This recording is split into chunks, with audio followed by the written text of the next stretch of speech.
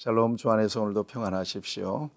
오늘 함께할 말씀은 마태복음 10장 34절에서 42절 말씀입니다. 저는 어릴 때 외할머님의 정서적인 영향을 많이 받았고 신앙적인 영향을 많이 받았던 기억이 있습니다. 외갓집에 늘 있으면서 외할머님 곁에서 자고 먹기도 하고 그리고 외할머님과 함께하는 시간이 참 많았는데 외할머님은 지금 생각하면 기도를 참 많이 하시는 분이셨고 또 새벽마다 일어나셔서 그 깨진 거울이에요. 쪽거울 고여놓고 아주까리 기름으로 머리를 단정하게 빚으시고 비녀도 꼽으시고 그리고 한복도 챙겨 입으시고 그리고 동네 사람들을 깨워서 새벽기도 가셨던 그런 기억이 있습니다. 지금 목사가 돼서 생각해 보면 참 좋은 교인이다 그런 생각을 하고 있습니다. 외할머님은 그 어려운 시대에 주님을 만났다고 그래요. 6.25 직후에 서울에서 피난 나온 크리스찬이 외갓집에 도부살이를 했답니다. 피난 가다가 의사 부인이었다고 하는데 그분이 장독대 뒤에서 자꾸 뭔가를 중얼거리더라는 거예요. 그래서 뭐 그때는 몰랐는데 그러다가 어느 날 외할머님께 혹시 가까운 데 교회가 있느냐 이렇게 물어보더라는 거예요. 그러니까 믿는 사람이었던 거예요. 그래서 그분을 이끌고 교회 가기 시작한 것이 이제 신앙생활의 첫걸음이 되었고 그때 저희 어머님이 9살 때였다고 제가 듣고 있습니다. 제가 어머님을 모시고 살면서 그런 얘기를 다 들었거든요. 드디어 우리 가정에 복음이 들어온 것입니다. 그 다음에 이제 장녀였던 어머님이 불신의 가정에 시집을 갔습니다. 한동안 교회를 못 다니다가 하나님은 특별한 계기를 통해서 어머님과 아버님을 불러내셨습니다. 성령 받고 어머님 아버님 역시 철저한 새벽 기도를 통해서 믿음을 지켰고 또 동네 사람들 전도해서 제가 고등학교 시절인가요? 우리 동네에 갔는데 동네 어르신 가운데 우리 부모님들을 통해서 전도되어서 집사님도 되고 장로님이 되신 분도 계셨던 것을 제가 알고 있습니다.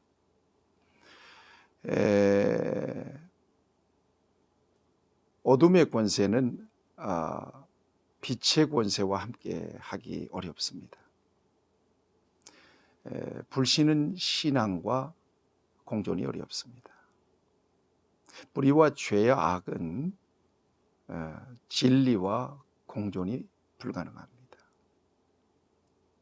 그런 차원에서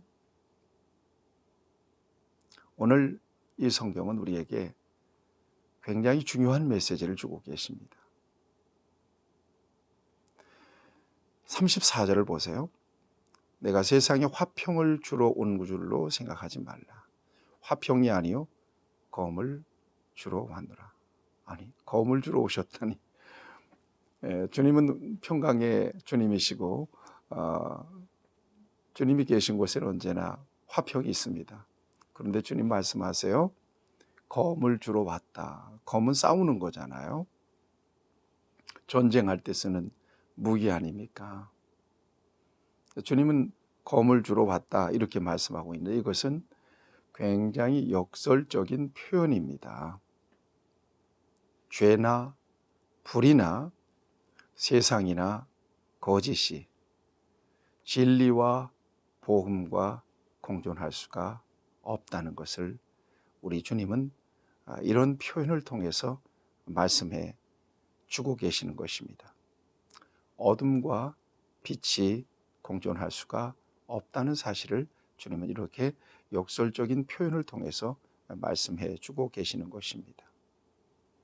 세상을 적대시하거나 불신자를 적대시하거나 원수시하라는 얘기가 아니라 복음은 그만큼 강력한 생명의 영향력을 통해서 한 영혼을 바꾸고 가정을 바꾸고 가문을 바꾸어서 하나님의 지배 아래서 생명을 누리게 하는 강력한 힘이라고 하는 것을 예수님은 이렇게 말씀해 주고 계시는 것입니다. 이어서 말씀하시는 것도 역시 같은 의미예요. 35절, 36절 말씀에 내가 온 것은 사람이 그 아버지와 딸이 그 어머니와 며느리가 시어머니가 불화하게 하려 함이라. 36절에 보면 사람의 원수가 자기 집안 식구리라, 그런 말씀이 있지 않습니까? 여러분, 불신 가족들과 또 믿음의 사람과 함께 이렇게 산다는 것은 굉장히 정서적이고 영적인 어려움이 있는 거죠. 주님을 만나고 경험한 사람이 그렇다고 해서 가풍과 그 가문의 전통에 따라서 불신 속으로 들어가서 함께 섞이는 것은 불가능합니다. 결국 믿는 자를 통해서 그 가정이 변화되는 거고요. 예수님을 만난 그리스도인을 통해서 그 가문이 변화되는 거죠. 앞에서 말씀드렸듯이 우리 외조모나 저희 부모님과 같이 말이죠. 네, 그런 차원에서 불신과 신앙, 죄와 불의와 진리 사이에는 이 같은 굉장한 갈등과 다툼도 있을 수 있다는 것을 주님은 이렇게 말씀해 주고 계시는 것입니다. 섞일 수가 없다는 거예요. 그래서 불신의 가정에 믿는 사람 한 사람이 들어가면 약간의 지각 변동이 생깁니다. 갈등도 있고요. 그러다가 결국은 그 가정이 주께로 돌아오고 또 믿는 가정이 되는 경우는 너무나 많습니다. 그 같은 사실을 오늘 이렇게 말씀하고 있습니다. 그리스도인들의 정체성에 대한 문제가 요즘 심각합니다. 우리는 종교인이 아니거든요. 주님을 만나고 주님의 지배 아래서 사는, 그리고 인격적으로 주님과 만나서 주님과 교제하고 주님을 우선시하며 살아가는 사람들입니다. 그런데 그리스도인들이 그 같은 신앙의 정체성을 잃어버리고 세상과 타협하고 불신과도 타협해버리고 죄와 불의와도 타협해버리는 경우는 너무나 많습니다. 여러분, 주님은 우리에게 너희는 세상의 빛이요 세상의 소금이라고 말씀하셨잖아요. 절대적 기준이죠. 어딜 가든지 타협하지 않고 오직 복음의 가치를 붙잡고 살아가는 사람들이 바로 그리스도인인 것을 한시도 놓쳐서는 안 될 것입니다. 여러분들은 강력한 영향력을 가진 복음의 사람들이요 또 믿음의 사람들인 것을 잊지 마시기를 축복합니다. 여러분들을 통해 세상이 변화되어야 합니다. 그 다음에 말씀하시면 제자에 대한 도에 대한 말씀을 주고 계세요. 37절, 38절, 39절 이하에 보면 제자의 도에 대한 말씀을 주고 계십니다. 37절을 보면 아버지나 어머니를 나보다 더 사랑하는 자는 내게 합당하지 아니하고 아들이나 딸을 나보다 더 사랑하는 자도 내게 합당하지 아니하며 또 자기 십자가를 지고 나를 따르지 않는 자도 내게 합당하지 아니하니라. 자기 목숨을 얻는 자는 잃을 것이요 나를 위하여 자기 목숨을 잃는 자는 얻으리라. 우선순위에 대한 이야기입니다. 앞에서도 여러 번 말씀드렸습니다마는 제자라면 주님을 삶의 우선순위, 가치의 우선순위에 두고 따라가는 사람이 바로 제자죠. 네. 아버지나 어머니, 또 아들이나 딸, 소중한 관계죠. 네. 그렇지만 예수님을 따르는 일보다 우선될 수는 없다 하는 것입니다. 이것이 제자의 자세요, 제자의 고백입니다. 우리 자녀들에게 그런 이야기 합니다. 네 아버지가 누구냐? 네 친아버지는 하나님이시다. 아쉬운 거 있으면 하나님께 구해. 네 아버지가 하나님이시니까. 어릴 때부터 그런 얘기 했어요. 그 다음에 절대적으로 하나님이 없는 인생은 그냥 꽝이다. 거기에다가 그 어떤 스펙을 쌓는다 할지라도, 어떤 사람으로 산다 할지라도 하나님이 없는 인생은 그냥 꽝이다. 그래서 하나님을 섬기는 것은 제일 우선순위다. 이런 이야기만 했습니다.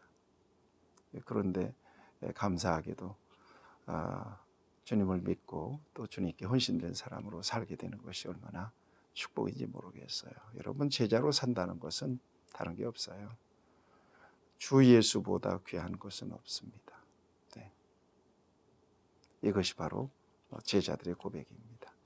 주 예수보다 귀한 것은 없습니다. 여러분 마음속에 깊이 새겨놓으시기를 바랍니다. 40절 이하에 보면, 42절까지 보면, 너희를 영접하는 자, 제자들을 영접하는 자는 나를 영접하는 것이요, 나를 영접하는 자는 나를 보내신 이를 영접하는 것이니라. 그런 말씀을 주고 계시고, 선지자의 이름으로 선지자를 영접하는 자는 선지자의 상을 받을 것이요, 의인의 이름으로 의인을 영접하는 자는 의인의 상을 받을 것이다. 누구든지 제자의 이름으로 이 작은 자 중에 하나에게 냉수 한 그릇이라도 주는 자는 내가 진실로 너에게 이르노니 그 사람이 결단코 상을 잃지 아니하리라. 이렇게 말씀하고 있습니다. 사랑하는 여러분, 제자들에게 주어진 권세예요. 제자들에게 주어진 영향력이에요. 앞에서도 우리가 봤습니다만 그들에게 어마어마한 권능을 주셨잖아요. 어느 집에 들어가든지 그냥 머물면서 평강을 빌라 그러면 평안이 임하게 되잖아요. 어릴 때 생각해 보면 목사님을 굉장히 귀하게 여겼던 것 같습니다. 목사님이 집에 오는 것은 영광스러웠고요. 주의 종들이 그 축복을 받는 것은 굉장히 영광스러운 일이었어요. 제가 한참 은혜를 받을 때 부흥회 때 목사님하고 악수했는데 손을 씻기가 싫더라고요. 얼마나 영광스러웠는지요. 그러더니 제가 목사가 됐습니다. 사람이 능력이 있어서가 아닙니다. 사람이 잘나서도 아니고요, 똑똑해서도 아닙니다. 단지 하나님께서 구별하신 주의 종이기 때문에 귀한 거예요. 주의 종들을 선대하셔야 돼요. 주의 종들을 귀하게 여기셔야 돼요. 목사님들을 존경하셔야 돼요. 분명히 말씀하세요. 주의 이름으로 선지자를 영접하면 선지자의 상을 받을 것이라고 말씀하십니다. 주의 이름으로 너희를 영접하는 자는 나를 영접하는 거라고 말씀하십니다. 그 관계가, 그 신분이 특별하기 때문에, 그 관계가 특별하기 때문에 그렇습니다. 사랑하는 여러분, 주님과의 관계 이전에 주의 종들과의 관계를 견고하고 건강하게 세우셔야 돼요. 그 관계가 막히면 축복이 흘러가지 않아요. 그 관계가 막히면 은혜가 흘러가지 않습니다. 소중히 여기셔야 돼요. 단지 주님의 종이라는 이름으로, 단지 하나님께서 복음을 위해서 쓰시는 사람이라고 하는 분명한 가치감으로 존경하고, 부족한 것은 거두어주고 위해서 축복하는 그런 마음을 갖는 것, 이것은 하나님께 동일한 상급을 받을 수 있는 귀한 일입니다. 여러분들의 기도가 막히지 않을 것이고, 하나님께서는 주의 종들을 대하는 여러분들의 마음을 받으셔서 여러분들에게 놀라운 복을 주시고 또 여러분들의 후손도 잘 되게 하실 것입니다. 사랑하는 여러분, 여러분들은 빛입니다. 영향력을 가진 진리에 속한 사람들입니다. 여러분들을 통해서 여러분들 주변이 변화되기를 바랍니다. 여러분들을 통해서 가정이 변화되기 바라고, 여러분들을 통해서 교회가 새로워지기를 바랍니다. 기도하십시다. 좋으신 아버지 하나님, 오늘도 우리에게 강력한 복음의 능력을 주시고 주님의 제자로서의 고백을 주셔서 하나님 믿음으로 주님을 따라가는 복된 삶을 살게 하여 주셨사오니 세상과 타협하지 않게 하시고 오직 주님만 바라보고 제자의 길에서 주님을 만나는 순간까지 사명을 감당하며 승리하는 삶을 누리게 하여 주옵소서. 예수님의 이름으로 기도하옵나이다. 아멘. 여러분 축복합니다.